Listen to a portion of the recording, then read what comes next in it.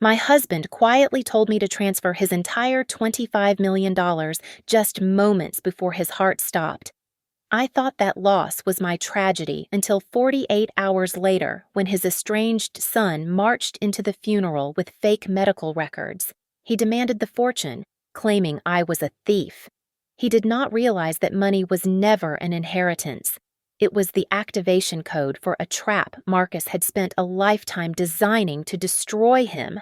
My name is Lydia Vance, and the end of my world began with the rhythmic screaming of a cardiac monitor inside the intensive care unit. The fluorescent lights of the hospital room hummed with a clinical indifference that made my stomach churn.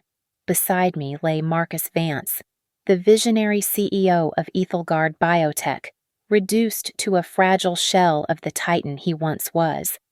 The crimson light of the heart rate monitor flashed against the pale walls, counting down the seconds of a life that had reshaped the technological landscape of the country.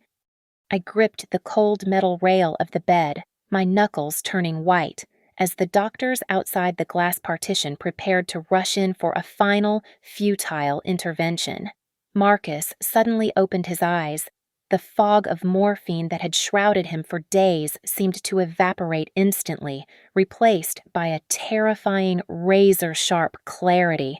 He did not look at the ceiling or the machines. He looked straight at me. His hand, cold and trembling, shot out and gripped my wrist with a strength that should not have been possible for a dying man. "Lydia," he wheezed, his voice sounding like dry leaves scraping together. "The Zurich account. Black file. Access code 792 Alpha. I leaned in closer, my tears drying instantly under the intensity of his gaze. "Transfer it now," he commanded, the air rattling in his chest. "Don't wait for the lawyers. Do it. Before I'm gone." I did not question him. I never questioned Marcus when he used that tone. With a shaking hand, I pulled my tablet from my bag and accessed the secure banking portal he had shown me only once, years ago.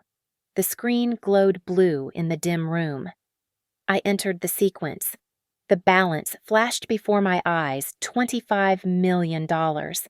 It was a staggering sum, liquid and untraceable. My fingers hovered over the transfer button. The destination was a blind trust labeled simply Project Omega. "Do it, Lydia!" he gasped, his grip on my wrist tightening painfully. "They are coming!" I pressed confirm. The screen displayed a green checkmark indicating the funds had successfully moved. At that exact moment, the pressure on my wrist vanished. Marcus's hand fell to the mattress. The frantic beeping of the monitor flattened into a singular, door-piercing drone. He was gone. The next few hours were a blur of sterile paperwork and sympathetic nods from people who only cared about the drop in stock prices. I navigated the legal formalities with a numbness that felt like armor. I had to protect the secret of the transfer. I told no one. Not the doctors. Not the frantic legal team that descended upon the hospital like vultures. I returned to the Vance estate just as the sun began to set behind the hills. The mansion, usually a sanctuary of warmth and shared laughter, now loomed before me like a marble mausoleum. It felt cold. It felt empty. I walked up the stone steps and keyed my code into the security panel at the main entrance. The light flashed red. Invalid entry. A chill that had nothing to do with the evening air raced down my spine. Someone had remotely reset the master passwords. I used the physical emergency key to enter, my heart hammering against my ribs. Inside, the silence was heavy. I checked my phone. An encrypted email had arrived in my private inbox. It was the confirmation of the wire transfer, but attached to it was a video file. I tapped it, but a lock icon appeared on the screen with a countdown timer, 72 hours remaining. Marcus had left me a puzzle, a ghost in the machine. My phone began to ring incessantly. The caller ID showed names of board members and major shareholders. I silenced the device and tossed it onto the sofa. Marcus had warned me about the vultures. He knew the chaos his death would trigger.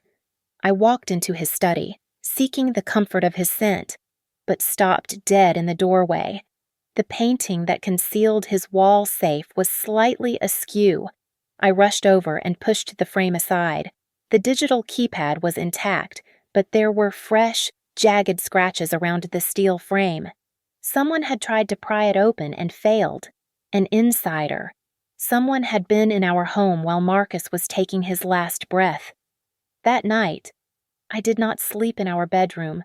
I sat in the high-backed leather chair in the study, staring into the darkness.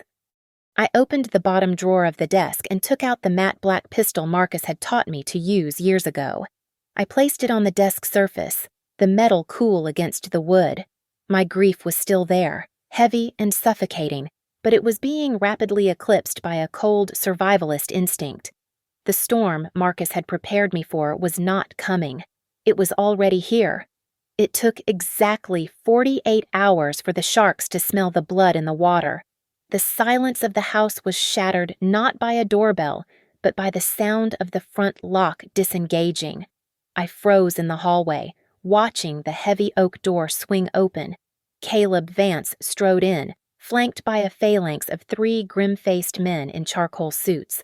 Marcus's estranged son looked exactly as I remembered him from 5 years ago, though the cruelty in his eyes had sharpened into something brittle and dangerous. He was 35 years old now, wearing a suit that cost more than most people earned in a decade, yet he wore it with the casual arrogance of a man who had never worked a day for anything he owned. He did not offer a condolence. He did not look for his father's urn. Instead, he peeled off his trench coat and tossed it carelessly onto the velvet vintage sofa I had spent months restoring. It landed with a dull thud, a deliberate violation of my space. He looked me up and down, a sneer curling his lip. "Caleb," I said, keeping my voice steady despite the racing of my heart. "I see the news reached you. Please, sit down. We can talk like civilized people." Civilized Caleb laughed, a harsh, barking sound that echoed off the high ceilings. He waved a hand dismissively at my offer. "I am not here to drink tea with my father's nursemaid. I am here to correct a crime." He stepped forward and slammed a thick folder onto the glass coffee table. The glass rattled violently. "My father died because he was not lucid," Caleb hissed, leaning over me, invading my personal space until I could smell the stale scotch on his breath. "And you are nothing but a common thief." I stared at him, bewildered. "I don't know what you are talking about." "Don't lie to me," he shouted, his face flushing red. "I know about the transfer. Lydia, $25 million wired to some ghost account in Switzerland. You thought you could loot the corpse before it was even cold." "Marcus told me to move that money," I replied, my voice shaking slightly. It was his last wish. His last wish, Caleb mocked. He flipped the folder open, revealing pages of dense medical text. My father was diagnosed with late-stage Alzheimer's 6 months ago. He didn't know his own name, let alone how to authorize a wire transfer of that magnitude. I looked at the papers. They bore the signature of Marcus's private physician, who had vanished 2 days ago. The diagnosis was detailed, clinical, and completely fabricated. Marcus had been sharp as a tack until his final breath. "This is fake," I whispered. "Marcus was fine. He was working until last week." "The board doesn't think so," Caleb said, his voice dropping to a conspiratorial whisper. "I have already shown them this. They know you manipulated a senile old man. They know you took advantage of his decline." He straightened up, adjusting his cuffs. "Here is how this ends. Lydia, you transfer the money back. You sign these papers relinquishing all claims to the Ethelgard executive control. You walk away. And if I don't, I asked, my hands clenching into fists at my sides. Then I call the police," Caleb said with a terrifying calmness. "I have the medical proof that Marcus was mentally incapacitated. That makes your little transaction fraud, elder abuse, grand larceny. You will go to prison for 20 years. I looked at the lawyers standing silently behind him, They were not here to negotiate. They were here to witness an execution. This was not a dispute over a will. This was a coup. Caleb had been planning this for months, perhaps years, waiting for the moment Marcus's heart gave out. "I am not going anywhere," I said, forcing steel into my spine. "This is my home, and I will not let you destroy his legacy." Caleb chuckled, shaking his head as if dealing with a stubborn child. He picked up his coat from the sofa. "You have 3 days. Lydia," he said, turning toward the door. 3 days until the memorial service. You can use that time to pack your bags, or you can use it to get fitted for a prison jumpsuit. It makes no difference to me." He walked out, leaving the door wide open, letting the cold wind blow through the house. I stood alone in the foyer, shivering, looking at the forged documents on the table. The war had begun. The estate had transformed into a high-security prison, and I was the sole inmate. Caleb had stationed his private security contractors at every exit, hulking men in dark suits who watched the windows with arms crossed. I closed the heavy curtains of the living room and retreated to the library. I pulled the copy of the Odyssey on the third shelf, triggering the mechanism that Marcus had installed years ago. The bookcase swung silent and heavy to reveal the steel door of his hidden office. I stepped inside and locked it. Here. The air was filtered. The walls were soundproof. And for the first time in 2 days, I could think. I spread the medical dossier Caleb had thrown at me across the mahogany desk. I turned on the desk lamp and began to read with the scrutiny of a forensic accountant. The terminology was impeccable. It described the degradation of the frontal lobe and the onset of severe dementia with frightening precision. However, the fabricator had made a critical error in their arrogance. I traced a finger down to the entry dated October 12th. The report claimed Marcus was in a catatonic state, unable to speak or feed himself. I pulled up Marcus's archived calendar on the secure server. On October 12th, Marcus had been in Geneva, delivering a keynote speech on bioethics that had been live-streamed to thousands. The lie was unraveling. I opened a secure terminal and initiated an encrypted call to the only man Marcus had trusted explicitly. The screen buffered for a moment before the grizzled face of Elias appeared. He was the former head of security for Ethelgard, a man who had vanished into retirement 6 months ago. "Lydia," Elias said, his voice crackling through the speakers. I saw the news. I was waiting for you to call. Caleb is here," I said, skipping the pleasantries. "He has medical records. Elias. He claims Marcus had Alzheimer's. He claims I stole the money." "It's a lie," Elias growled, leaning closer to his camera. Marcus was sharper than all of them combined. He wasn't sick. Lydia. He was hunting. He found out Caleb was washing money through shell companies in the Caymans and selling proprietary algorithms to our competitors in Shanghai. My breath caught in my throat. So Marcus cut him off. He was going to do more than that. Elias replied. He was building a federal case. He told me he hid the evidence in the one place Caleb would never look because he never reads. The journals. I ended the call and spun around to the bookshelf behind the desk. Marcus kept a row of leather-bound journals there. I grabbed the most recent one, feeling the weight of it. It felt wrong. The spine was too stiff. I took a letter opener and carefully slit the leather binding of the inner cover. A tiny, wafer-thin digital recorder slid out onto the desk. My hands trembled as I pressed the play button. The audio was clear. It was a recording from the study, dated 3 weeks ago. "You are finished. Caleb."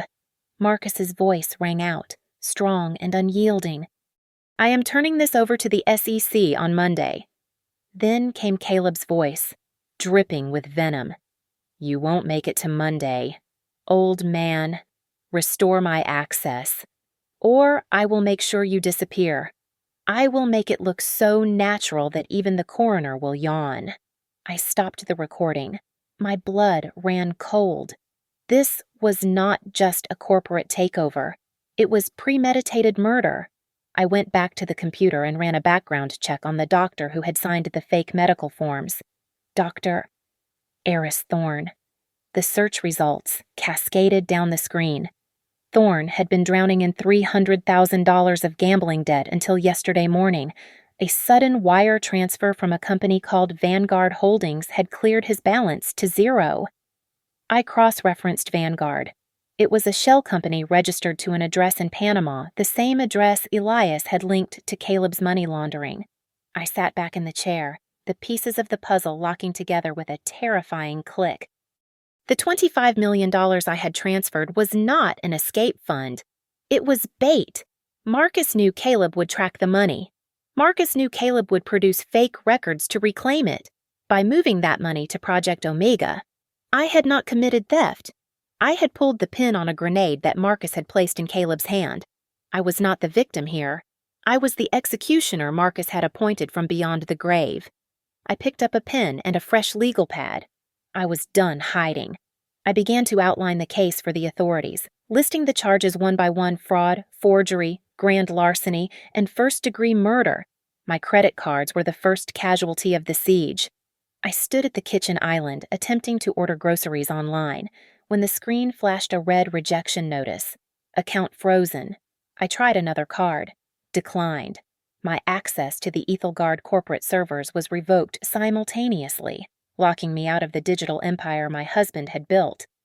Caleb was not just trying to evict me, he was trying to starve me out.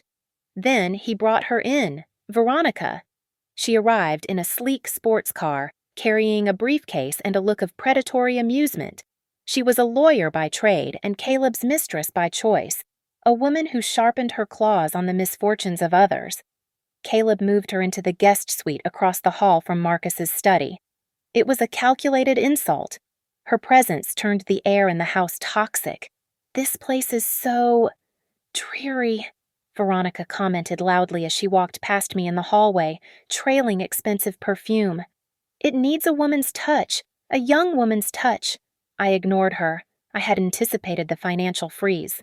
Before the accounts were locked, I had withdrawn $10,000 in cash, which I kept hidden inside the lining of my winter coats.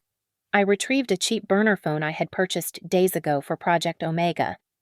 While they monitored the landlines in my primary cell, I was running an entire counter operation from a $20 device hidden in a box of cereal in the pantry. Veronica's role was to provoke me. She wanted me to snap. I walked into the living room to find her standing by the fireplace, holding a framed photograph of Marcus and me from our honeymoon. It was one of the few originals I had left. She looked at me, her eyes gleaming with malice. "He looked so tired of you even back then," she said. She loosened her grip. The frame hit the marble hearth and shattered. "Oh," she gasped, feigning shock, her hand covering a smile. My hand just slipped. My blood boiled, hot and fast. I wanted to scream. I wanted to tear her apart. But I saw the security camera blinking in the corner of the room. They were waiting for a reaction. They needed me to be violent so they could file for an emergency restraining order and have the police drag me out. "It is just glass, Veronica," I said, my voice dead calm. "Sweep it up." I turned and walked away, leaving her standing there, disappointed, but I was not idle. That afternoon, I accessed the smart home hub in the basement. I installed a simple piece of spyware on the local Wi-Fi network. It was not sophisticated, but Caleb was arrogant. He hadn't changed the default admin passwords. That night, I sat in the dark of my bedroom, earbuds in, listening to the audio feed from the living room. "We have the accounts, but the system is still locked down." Caleb's voice came through, sounding strained and angry. "I can't authorize the sale of the assets without the master key. The biometric override, it's missing." "She must have it," Veronica replied, her voice muffled as if she was drinking. "Did you check the safe?" "It's not in the safe," Caleb shouted. "It's a physical token. Marcus was paranoid. He wouldn't leave it in a bank. It has to be on him. Or her." I froze. "The master key." My hand instinctively went to my throat. I felt the cool metal of the sapphire pendant Marcus had given me for our 10th anniversary. It was a strange, heavy piece of jewelry, intricate and darker than normal sapphire. "You are the keeper of the heart," he had told me. I had thought he was being romantic. He was being literal. The stone was not a stone. It was a biometric storage drive encased in crystal. I was wearing the control mechanism for the entire company. I immediately unclasped the necklace. I could not keep it on me. I dragged a chair to the window, climbed up, and slid the necklace inside the hollow metal curtain rod. 2 hours later, at 3 in the morning, my bedroom door handle turned. I lay perfectly still, feigning sleep, my hand gripping the pistol under my pillow. The lock clicked open. A shadow entered the room. It was not Caleb.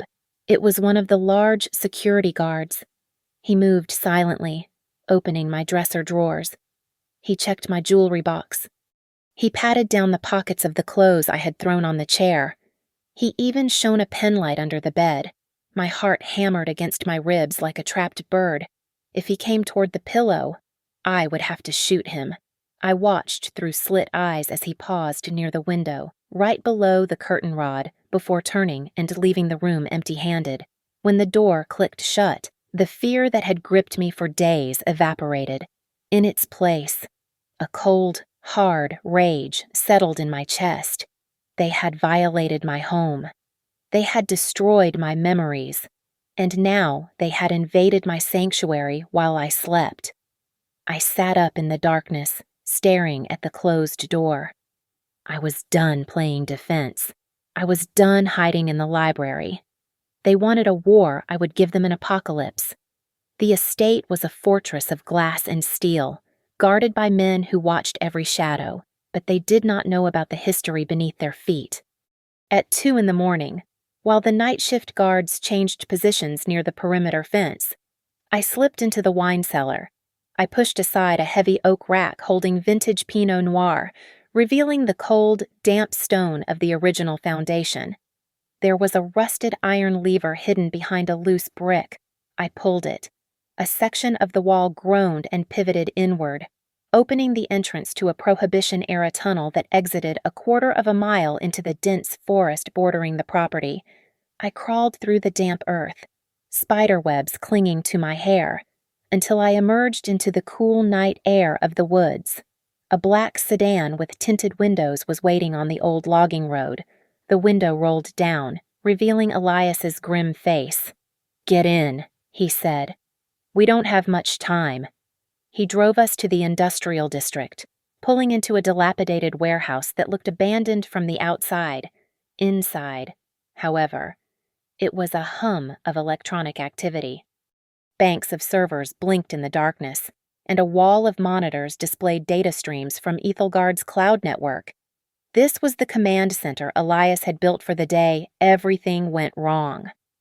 "Watch this," Elias said, typing a command into the central console. A video file opened on the main screen.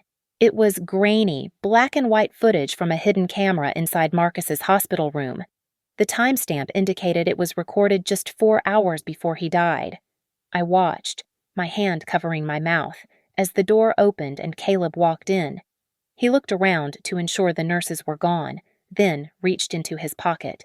He produced a syringe and injected a clear liquid into Marcus's IV bag. "Digoxin," Elias explained, his voice hard. "In high doses, it mimics a massive cardiac arrest. It wasn't natural causes. Lydia, it was murder." I felt a scream rising in my throat, but I swallowed it down. "If we give this to the police now, Caleb's lawyers will bury it in forensic analysis for years. They will claim it is a deep fake. He will get on a private jet and disappear to a country with no extradition treaty before the ink is dry on the arrest warrant." "Then what do we do?" Elias asked. "We hit him where he cannot run," I said, pointing to another screen that showed a scheduled event. "The memorial service. Tomorrow at noon." Elias tapped another key, bringing up intercepted emails. "He is moving fast. He has already lined up buyers for the robotics division and the biodata servers. He plans to announce the restructuring immediately after the eulogy. He is going to sell Ethelgard for parts to the highest bidder. He wants a show, I asked, a cold resolve settling over me. Let's give him one. For the next 3 hours, we worked in a frenzy. Elias used the encryption keys from the sapphire pendant which I had retrieved before leaving to bypass the firewall of the convention center where the memorial was being held. We did not just hack the system, we planted a dormant executable file in the presentation server. We called it the Truth Virus. It was timed to override every screen, speaker, and microphone in the auditorium at a precise moment. I made it back to the estate just as the sky was turning a bruised purple in the east. I re-entered through the tunnel, scrubbed the mud from my skin, and put on my silk robe. When I walked downstairs at 7 in the morning, I made sure my eyes were red-rimmed and my shoulders were slumped. Caleb was drinking coffee in the kitchen, looking triumphant. I placed a signed document on the table in front of him. It was the settlement agreement he had demanded, relinquishing my claims to the company. I can't fight you anymore, I said, my voice barely a whisper. I want to leave. Caleb picked up the paper, scanning my signature. A cruel smile spread across his face. Smart choice, he said, but you aren't leaving just yet. You will come to the memorial today. Why? I asked, injecting a tremor of fear into my voice. Because the board needs to see unity, Caleb replied, standing up and towering over me. You will walk onto that stage, and you will publicly apologize for your confusion during Marcus's final days. You will tell them I am the rightful heir. Please, I begged, looking down at the floor. Don't make me do that. You do it, he sneered, or I rip up this settlement and send you to jail. I nodded slowly, hiding the fire in my eyes. He thought he had broken me. He thought he had won. He had no idea that he had just invited his own destruction to take the podium. The morning of the memorial service began with a final act of humiliation. Caleb threw a garment bag onto the bed while Veronica watched from the doorway, sipping a mimosa. Inside was a shapeless, charcoal gray wool dress that looked like it belonged in a museum exhibit about the Great Depression. It was itchy, ill-fitting, and smelled faintly of mothballs. Caleb did not want the elegant widow of a tech billionaire standing next to him. He wanted a broken relic. Wear that, Caleb commanded, adjusting his silk tie in the mirror. You need to look sympathetic, pathetic, even. It sells the narrative better if you look like you have given up on life. I put on the dress without complaint. Beside me, Veronica was dazzling in a backless designer gown, radiating the vibrancy of the new regime. She walked over and smoothed the collar of my scratchy dress, her nails digging slightly into my skin. It suits you. Lydia, she purred, her smile sharp enough to cut glass.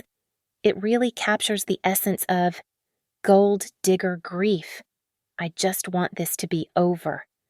I whimpered, forcing my lower lip to tremble. I dabbed at dry eyes with a tissue, playing the part of the defeated woman to perfection. Caleb seemed satisfied with my performance. He shoved a script into my hands.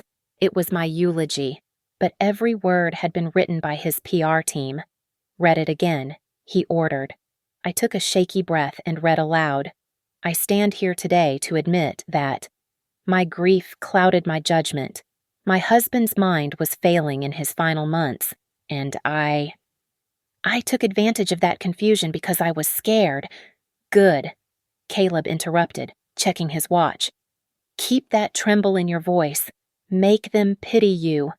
He then pulled a document from his briefcase. It was the waiver I had prepared. To him, it looked like a standard liability release that granted him the encryption key to the $25 million in exchange for not pressing charges against me. In reality, the fine print contained a clause that legally bound the signatory to the authenticity of the medical records they provided. By signing it, he was legally verifying the fake Alzheimer's diagnosis, which would become the cornerstone of his fraud conviction. "Sign here, and I give you the code," I said, my hand shaking as I held the pen out. Caleb snatched the pen and scribbled his signature with a flourish. He thought he was signing for a fortune. He was actually signing a confession. "The code is in the envelope," I whispered. "But please, don't open it until after the ceremony." Marcus always loved dramatic timing. He laughed, tucking the envelope into his jacket pocket. "I can wait an hour to become richer." As we walked out to the waiting limousine, I reached up and adjusted my sapphire necklace. I pressed the center stone firmly for 3 seconds. A tiny vibration against my skin confirmed that the signal had been sent. Every member of the board of directors just received a high-priority summons for an emergency vote, triggered by the founder's protocol. I watched the city roll by through the tinted windows of the limousine. The skyline of the city Marcus helped build looked gray under the overcast sky. I remembered his voice, clear and strong, from years ago. "You are the guardian of the legacy, Lydia, not the victim." I straightened my spine against the leather seat, just a fraction of an inch. When we arrived at the convention center, the flashbulbs were blinding. Caleb gripped my elbow, not to support me, but to steer me like a prisoner. We entered the VIP holding room where the major shareholders were gathering. "Everyone, please," Caleb announced, his voice oozing fake concern. "Give Lydia some space. She is very fragile right now. She needs rest, not questions." The room fell silent. I saw the pity in their eyes. But then I saw gentle old Arthur Penhaligon, the longest-serving board member, looking at me with confusion. I caught his eye and gave a single, almost imperceptible wink. His eyes widened. He understood. The game was not over. The stage manager signaled 5 minutes to curtain. Caleb leaned in close to my ear, his breath hot and smelling of mints and arrogance. "You do well out there," he whispered. "And I will make sure you have enough money to live quietly in the suburbs. Just don't make a scene." I nodded, keeping my head down. "I promise, Caleb. It will be a speech no one will ever forget." He patted my shoulder and walked toward the curtain, adjusting his cuffs, ready to claim his crown. I followed him into the wings, the darkness backstage hiding the wolfish smile that finally broke across my face. The main auditorium of the convention center was packed to capacity, a sea of dark suits and somber expressions that concealed a frenzy of speculation. The air smelled of expensive cologne and anxiety. 3,000 people, including the entire board of directors, major shareholders, and the global press, had gathered under the pretense of mourning Marcus Vance. In reality, they were here to witness the transfer of power. I sat in the front row, clutching a crumpled tissue, while Caleb sat beside me, checking his phone with the impatience of a man waiting for a wire transfer to clear. I glanced toward the rear of the hall. The exits were guarded by ushers in standard venue uniforms, but I knew better. I saw the slight nod one of them gave me. That was Elias's team. My Project Omega funds had been put to good use hiring the best private military contractors in the sector. They had quietly relieved the regular security staff 10 minutes ago. The doors were bolted. No one was leaving until the truth had been told. The lights dimmed, and a spotlight hit the podium. Caleb stood up, buttoned his jacket, and walked to the center stage. He looked every inch the grieving son, his face a mask of sorrow that he had practiced in the mirror that very morning. "My father was a titan," Caleb began, his voice catching theatrically. "But even titans fall. It breaks my heart to say that in his final months, the brilliance we all admired was replaced by confusion and paranoia. He made mistakes. He hurt the people who loved him most." He paused for effect, wiping a non-existent tear. "But today, we turn a new page," Caleb continued, his voice hardening into a corporate pitch. "As the new CEO, I am announcing the immediate restructuring of Ethelgard. We will be divesting our robotics division and liquidating the biodata assets to focus on core stability. A murmur rippled through the crowd. He was selling the company for parts. I saw the board members exchanging panicked glances. This was the fire sale Elias had predicted. "To help us heal," Caleb said, extending a hand toward me. "I invite Lydia Vance to the stage. She wishes to offer an apology for the turmoil caused during my father's decline." The spotlight swung to me. I stood up slowly. I walked up the stairs. My head bowed, looking frail in my oversized gray dress. Caleb stepped back, a smug smile playing on his lips. Expecting me to crumble, he expected the weeping widow. I reached the microphone. I gripped the sides of the podium. And then, I stopped shaking. I lifted my head. I pulled my shoulders back, shedding the persona of the victim like a heavy coat. I looked directly into the camera lens that was broadcasting live to millions. I did not look at the script Caleb had given me. I looked at the audience, my eyes dry and fierce. "My husband was not flawed," I said, my voice ringing out clear and steady, devoid of the tremor I had feigned for days. He was the sharpest mind of his generation until the very second his heart stopped. Marcus Vance only made one single mistake in his life. The silence in the room was absolute. Caleb's smile faltered. He took a half step forward, confusion clouding his face. "His mistake," I continued, my voice rising, "was that he did not see the devil living in his own house sooner?" Caleb's face drained of color. He realized instantly that I had gone off script. He lunged toward me, his hand reaching for the microphone. "Cut the mic," he screamed. "She is having an episode. Get her off the suddenly." A deafening, high-pitched screech erupted from every speaker in the hall. It was a feedback loop so intense that people in the front row covered their ears. Caleb flinched, stumbling back as the audio assault disoriented him. It was Elias, overriding the soundboard from the control booth. The noise cut out as abruptly as it had started, leaving a ringing silence. I leaned into the microphone again, staring straight at Caleb, who was now panting with rage and panic. "And the $25 million you are all looking for?" I asked, my voice echoing through the stunned hall. It did not disappear. It was not stolen. It was used to buy the freedom for this truth to be heard. The massive LED screen behind me, which had been displaying a solemn portrait of Marcus, suddenly cut to black. The auditorium plunged into a confused murmur. But the silence did not last. A split second later, the screen ignited with a blood-red logo, Project Omega. Then the sound hit them. Elias had bypassed the limiters on the sound system, and the audio file from the hidden recorder blasted through the hall at a volume that rattled the teeth of everyone in the front row. "Restore my access, or I will make sure you disappear." Caleb's recorded voice boomed, unmistakable in its malice. "I will make it look so natural that even the coroner will yawn." The crowd gasped as one entity. Caleb froze, his hand halfway to the microphone, his face draining of all color. But I was not done. I pressed the remote clicker hidden in my hand. The screen shifted to the grainy, high-definition footage from the hospital room. The image was magnified so that every detail was visible to the 3,000 people in the room. They watched in horrified silence as the video showed Caleb entering the room, looking over his shoulder, and pulling the syringe from his pocket. They saw the needle pierce the IV bag. They saw him smile as he walked away from his dying father.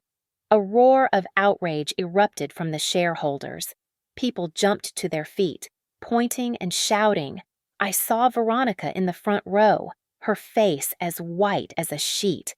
She grabbed her clutch and tried to scramble into the aisle, desperate to distance herself from the man on stage, but the crowd was too dense for her to escape. Caleb looked at the screen, then at the mob, his eyes bulging with panic. He grabbed the podium with both hands, screaming into the microphone. It is a deep fake. It is AI generated, he shrieked, his voice cracking with desperation. She made it up. It is a lie security. Get her off this stage. Take her down now. He pointed frantically at the guards stationed at the foot of the stage. They did not move. They stood like statues, arms crossed, staring silently back at him. They were on my payroll now.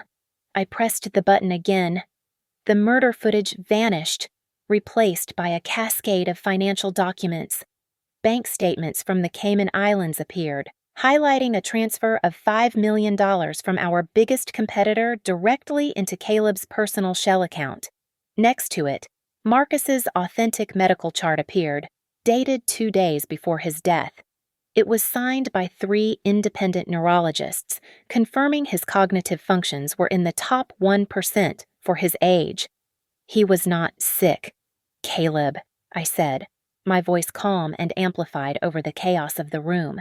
He was building a federal case against you. And you killed him to stop it. The accusation hung in the air like thick smoke. Caleb looked at the jeering crowd, then at the damning evidence on the screen, and finally at me.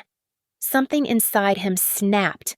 The veneer of the corporate executive shattered, revealing the violent thug he had always been. He reached into his suit pocket. I knew that motion. He pulled out a sleek silver switchblade, a weapon he had carried since he was a teenager. You witch, he roared, spittle flying from his mouth. I will shut your mouth myself. He vaulted over the low barrier of the podium and charged at me. The crowd screamed.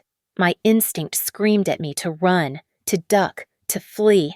But I forced my feet to remain planted on the stage floor. I needed this. I needed the world to see not just the fraud, but the monster. I stared him down as he closed the distance, the blade glinting under the harsh stage lights. I was the bait, and the trap had just sprung. The silver blade sliced through the air, aiming directly for my throat.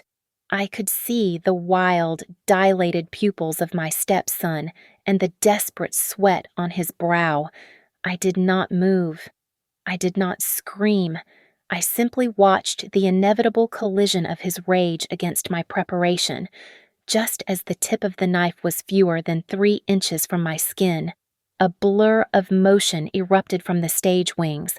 Elias moved with a speed that defied his age. He intercepted Caleb mid-stride, his forearm smashing into Caleb's wrist with a sickening crack that sent the knife spinning across the stage floor. In one fluid motion, Elias swept Caleb's legs out from under him and drove him into the hardwood with a bone-shaking thud. It was a textbook close-quarters combat takedown, brutal and efficient. "Stay down!" Elias roared, twisting Caleb's arm behind his back until he howled in pain. "Don't you move a muscle!" Before the crowd could fully process the violence, my private security team surged onto the stage from the shadows.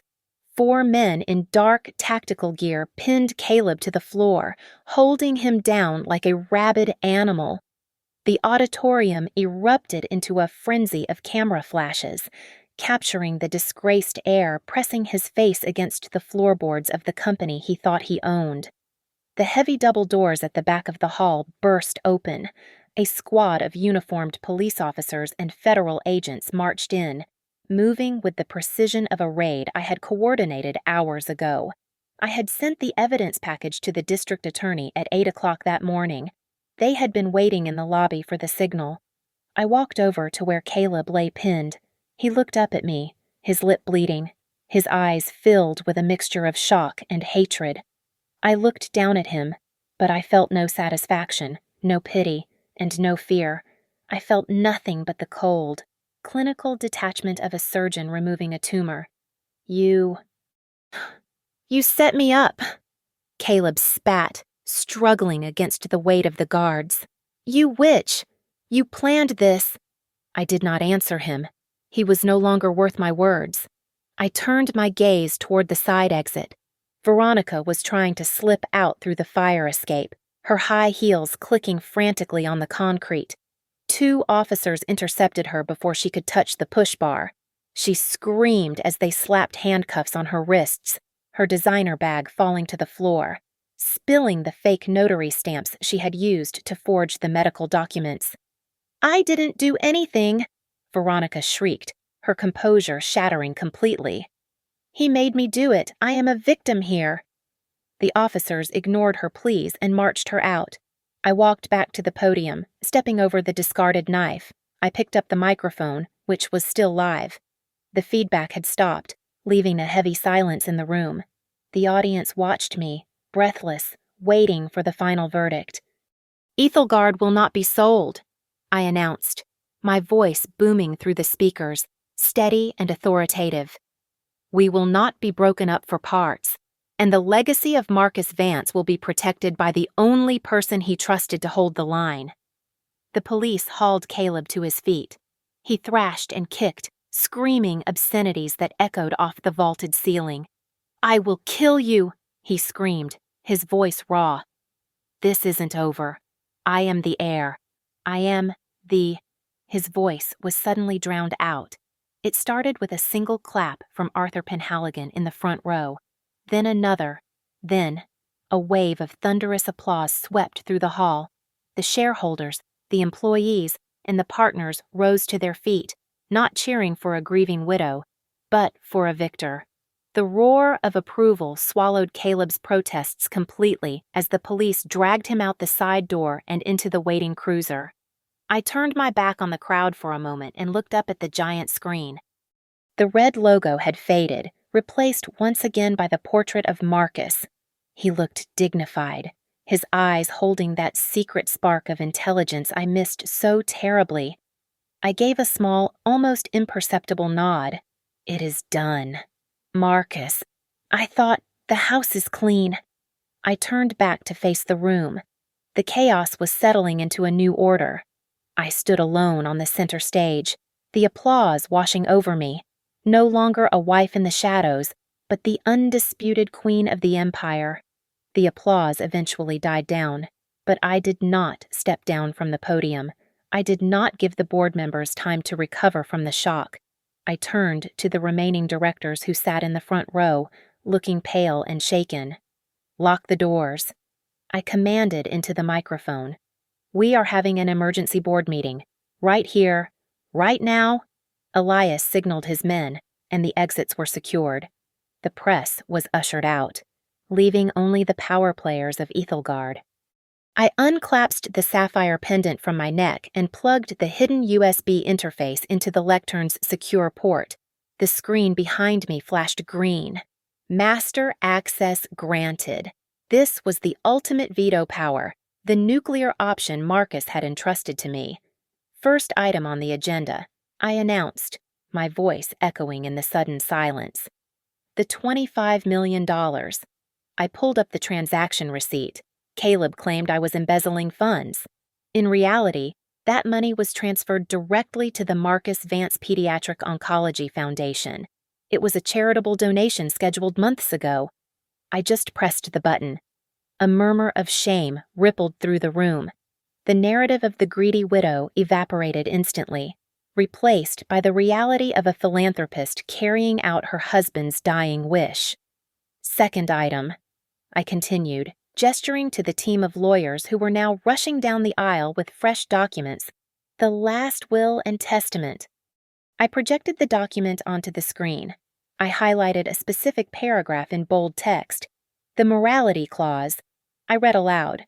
"Any beneficiary who attempts to harm the company or its officers forfeits all rights to inheritance by attacking me with a knife on a live stream. Caleb Vance has legally disinherited himself. He gets nothing, not a single cent." The lawyers nodded in agreement, their pens moving furiously across the paper, drafting the motions to strip Caleb of his shares. I turned my gaze to the 3 executives who had stood behind Caleb during his hostile takeover. They were trying to look invisible. "You 3, I said, pointing a steady finger. "You are fired for gross negligence and breach of fiduciary duty. Security will escort you out. Your replacements are already listed in the addendum Marcus wrote." The purge was swift and brutal. Within 20 minutes, the rot that had infected the company was cut out. As the meeting adjourned, a member of my security team approached me. He held a plastic evidence bag containing Caleb's smartphone. It just vibrated. "Mrs. Vance," the guard said. "We thought you should see it." I looked at the cracked screen. A text message from the CEO of our main competitor had just arrived. It read, "Deal is dead. You are finished. Don't contact me again." I felt a ghost of a smile touch my lips. I took the phone out of the bag and dropped it into the metal trash can by the stage stairs. It landed with a hollow clang. I walked down the center aisle, flanked by 2 rows of bodyguards. The remaining shareholders watched me with a mix of fear and reverence. They no longer saw a target. They saw a survivor. I pushed through the heavy double doors and stepped out into the city air. It had started to rain. The water came down in sheets, washing the grime from the streets and cooling the heat of the pavement. I closed my eyes for a second, letting the rain hit my face. It felt like a baptism.